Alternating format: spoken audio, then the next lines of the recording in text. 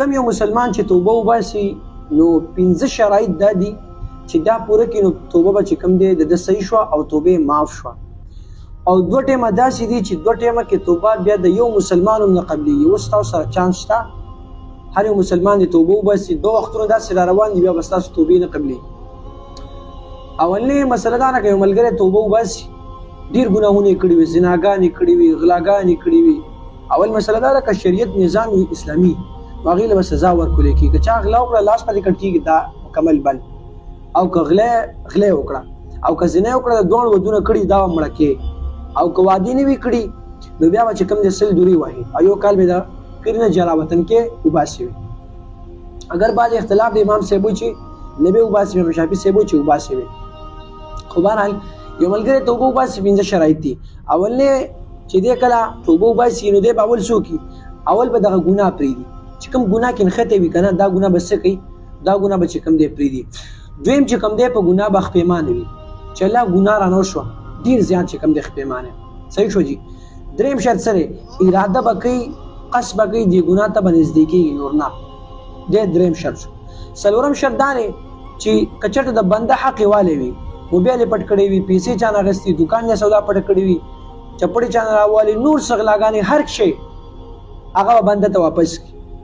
او پنځم دا چې د الله حقوق یې نه وي ادا کړی، مونځ، روژه، زکات دا فرض وي او لازم وي او نه کړي، توبه به وباسي او دا به ادا کوي. مونځ نه ماف کېږي، دا د ټول امت اجماع ده چې فرض چې کوم دی فرض د الله فرض حکمونه نه ماف کېږي په توبې سره، دا به کوي. صحیح شو جي. اوس یو ملګری وایي ما دا عمل 15 واړه وکړل خو بیا رانه ګناه وشوه، بیا توبه وباسه، بیا توبه دې ویسته، بیا ګناه وشوه، بیا ته نه به ګناه کېږي ته به توبه وباسي. حدیث کې راځي نبي علیه السلام وایي که د انسان دومره ګناهونه وکړي چې د اسمان ځمکو مړه ډکه کړي او دې په سچه توبه وباسي، الله بیا هم څه کوي؟ توبه معاف کوي. بله مسله پکې دغه ده محترمو، توبه چې کوم دی په توبې باندې الله سبحانه وتعالی رضا کوي.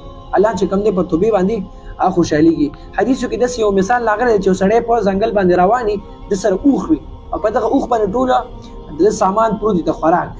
دې وخت کې چې کوم دی دا ستړی شي دا خپل اوښ ځان سره کېږي وی تړي ونې پسې، او چې راپاسېږي دی لکه اوده شوي ده هر څه وتړي، مثال طور باندې سودار څه په ځای کې ترکاري او سالنګ دا په یو سیټ کې کېږي په اوښ باندې پراته وي، او چې راپاسېږي وګوري چې هغه اوښ تښتېدلی نو دی راپاسېږي خو دغه وګوري اوښ نه وي نو دی څه کوي؟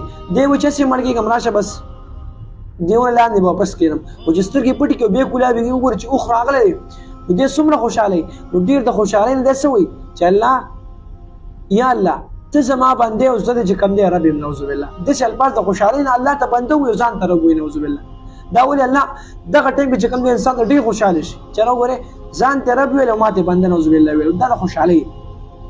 نو کوشش وکړئ ملګرو کم ملګري چې ګناهونه دې شوي دي او ګناه کې اخته دي دغه 15 شرایط ځان کې راولئ انشاءالله الله سبحانه وتعالی به ستاسو ټول ګناهونه معاف کړي او الله رب العزت دې زموږ هم ګناهونه معاف کړي. امین ثم امین یا رب العالمین.